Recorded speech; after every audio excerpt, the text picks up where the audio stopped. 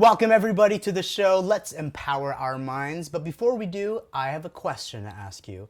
Are you sabotaging yourself? That's right. That's today's topic, and it's a big one. It's self-sabotage.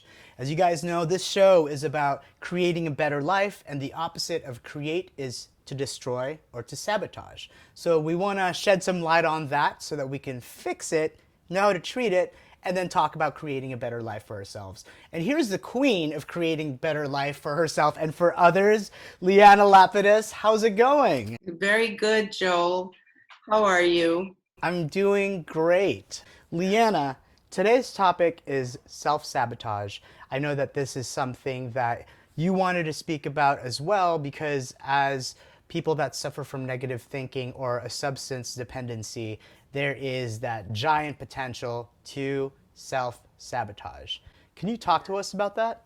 Yes, of course. Well, the giant is your subconscious program. And I love how you presented that because it is a giant that we have to fight through or with to get to the next step of whatever it is that you hope and desire for yourself, that better step. So a lot of times we'll set goals and we'll have ideas and we get inspired and we get motivated and we write a plan and we actually, start to follow through on that plan and we start to see changes. But because we're not comfortable with feeling better, our subconscious mind will always want to pull us back into our old conditioned behavior. Self-sabotage to me means that we're just not comfortable with the new thing that we're experiencing.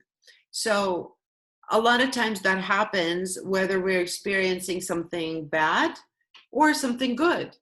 A lot of times people will come and say, I drank because I was too happy and I didn't know how to accept my emotions and how to deal with that. Or some people will say, I drank because I was depressed and lonely. So we do that because we're uncomfortable with something new, something that's unfamiliar. And that all comes from our subconscious mind, from that program that we have been living from for our entire lifetime, and now we want something to change. So our conscious mind wants that new way of thinking, feeling, and being and living. And we start doing that, and then we get to a place where, oh, this is what it feels like. And the subconscious mind, the old program, wants to suck you back in and say, oh, but this is uncomfortable, and wants to take you back to your old behavior and your old way of thinking. So the way to break free from that is to, of course, hypnotherapy is the best way that I know how, because we have direct access to the subconscious mind in a trance state. And that's where we become very suggestible in that state. And we're able to plant new suggestions and new ways of being and experiencing through imagery and through language. And then and then finds a home inside. And then it becomes very natural and easy to live from that space. And something that helped me too when it came to not self sabotaging was the idea of anticipation, not anxiety. Because when I first became sober, I thought, oh, I've never been sober while I've gone camping. I've never been sober at a concert. I've never been sober at my own birthday party. And something that Leanna was able to help me through, which was so helpful, was she said this. She said, well, pretend that you're going into a job interview. You know that you know what you're going to wear, you know what questions you're going to say, you know what questions are going to be asked of you, or you're prepared for those questions. So really put yourself in that environment before you get in there so that when it happens, when you're finally in that environment, it's not a shock. You're not like, oh my gosh, I didn't see this coming. So for my birthday, for example, I'm sure you remember this, Leanna and I had a session where I kind of envisioned my birthday and people drinking around me and eventually becoming desensitized to alcohol around me. And so by the time my actual birthday happened, it was like it already happened. And so it wasn't so much of a shock. And therefore I knew how to handle it. because I do think people relapse into their old behavior, whether it's negative thinking or addiction, because they reach this new place with their new set of legs, and they're like, oh, I don't know how to walk here, But if you start to actually exercise that muscle, the mind, then it makes it a little bit easier. Yes, absolutely. It's definitely a muscle. And if we go to the gym and our body looks great, our muscles are nice and toned. If we go to the gym 4 or 5 times a week, we get that result. But then when we stop, it's different. Our posture's different. We feel different. Our muscles deflate. So it has to be a consistent, repetitive action that we take. And we have to look at our mind that same way. There's a quote that I love that goes, the day that you plant the seed is not the day that you eat the fruit. So it's almost like you have to be persistent, you have to be consistent. To condition our mind with new ideas and new ways of thinking, it has to be reinforced through repetitive action. And people will say, well, what if I don't believe it? Well, you don't feel like it's true because you haven't accepted that suggestion, you haven't accepted that idea yet, but you have to think about how you became the person that you became now, the person that you are now, today. You worked on it. You worked on the habit of drinking. You worked on the habit of doing drugs. You worked on the habit of getting angry and sad. So you worked on it, you reinforced it. So you worked hard on it, and now it became your natural way of thinking and being. So true. You really do have to ingrain it in your mind. And like you said, you have to put purpose and really believe it the same way that you really believed all of those negative things about you. Put in that same amount of energy into believing all of these positive energies about you.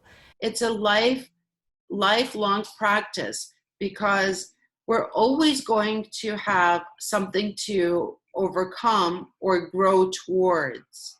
We as human beings, we accomplish things and we achieve certain things that we've wanted for so long in our life, and then we get there and then we feel, okay, and now what? Now I'm depressed. Like, what am I going to do? So from that place, we have to create the next thing that inspires you from within, and we have to explore and look deep within ourselves and ask ourselves, what inspires me now? Because now you're at a different place. And then new challenges start to show up on our path, because I'd rather call them opportunities than challenges, but people experience them as challenges because they're very hard and emotional. But that's when we self-sabotage. That's when we get to a place, oh, I could never get there, or it's too hard, because again, it's just not, it's something new to your experience, to your mind, something that you have never experienced before. So of course you're uncomfortable. We're creative beings and we have to continue to create. When we stop creating, we die emotionally and mentally and physically, because we're not inspired. We need inspiration. We need to be motivated. We need something exciting to look forward to, so that our life can feel full and complete.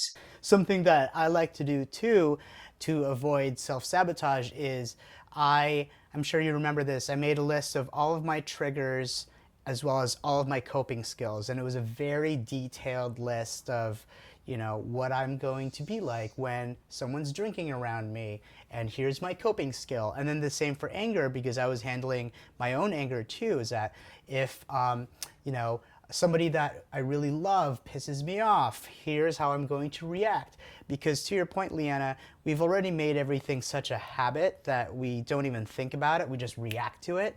Whereas a list of coping skills becomes a little bit like a video game, right? Where you're basically creating your armor of healthy weapons, if you will. So if you know that this monster of, temptation comes, you go, oh, I'm going to use this coping skill.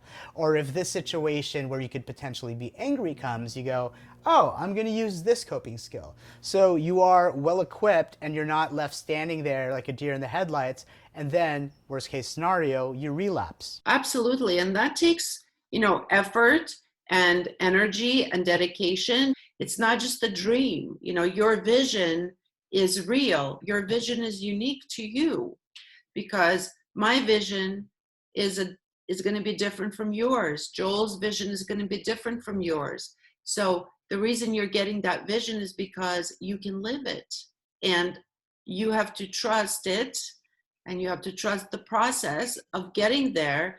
Challenges will come, but they're not challenges, they're opportunities, because you're asking to get closer and closer to your vision. So, Leanna, we've talked about how to avoid relapse when it comes to substance dependency.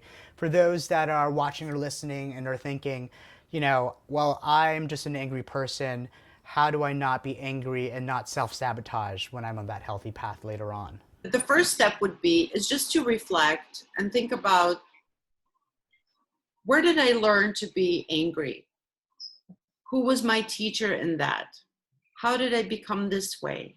And I believe that when we go back to the initial moment or experience that we began to be angry, it's already a healing process, just to understand.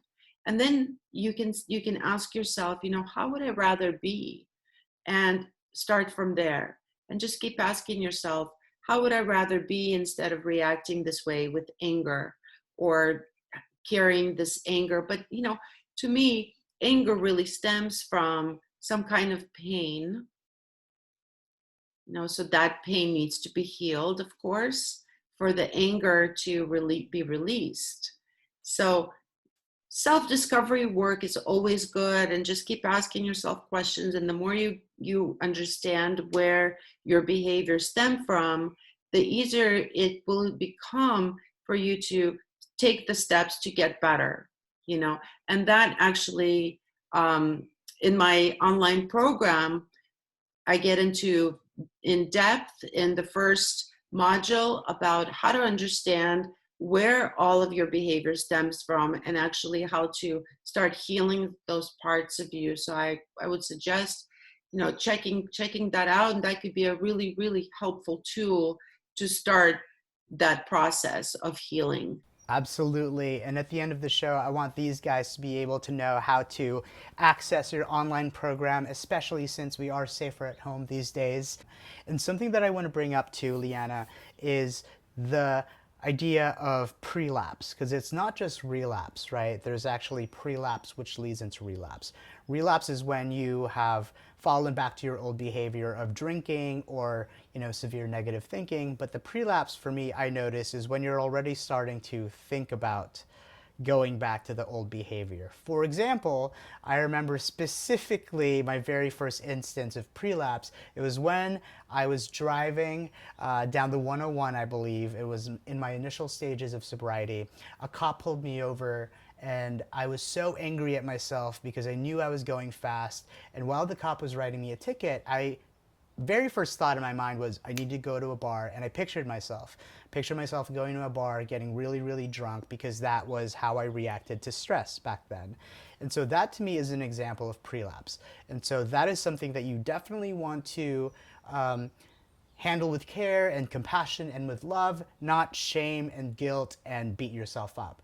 And so how I handled that was, I drove home and I wrote down, why do I feel like I need to drink? Why am I so angry? And then it led to underlying issues, which is, well, I felt like I was hurt, and I don't like to be hurt. And then it basically, like you say, goes back to your childhood. So if you really, really dig deep, and I think that's a big thing, is just like digging deep, because things are not just on surface level.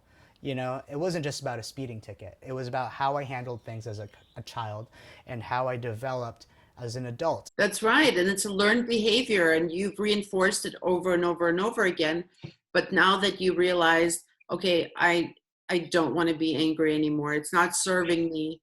I don't like the way I feel, because of course we go through the cycle of, reacting to anger, and then we feel guilty, we feel shame, we feel regret, and then we get so depleted and tired and exhausted, and then the anger reoccurs again if we don't handle it the right way, if we don't acknowledge it meaning recognize that I don't like the way I'm behaving. A lot of times we blame other people for causing us to feel this anger or these uncomfortable feelings, but no, it's actually your anger, because you're the one who's reacting from that place.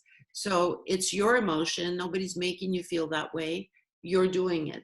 So that's the real first step, is to accept that it's my anger and it's my behavior, and it's nobody's fault, and I have to work on it myself, because waiting for other people to change so that you don't get angry anymore is take forever, and they may never change. And one of the things to do is to really just ask yourself, how would I rather have behaved in that situation?